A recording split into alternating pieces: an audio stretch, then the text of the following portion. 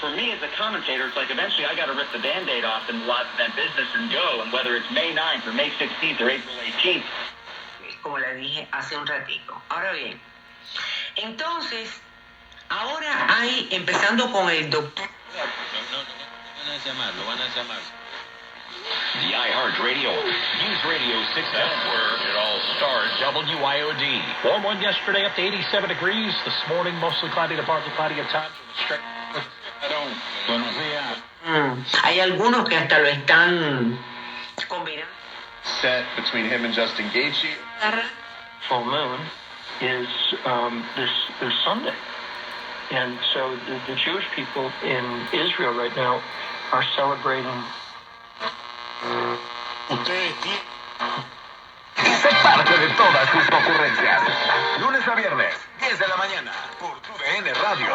Vivimos tu pasión.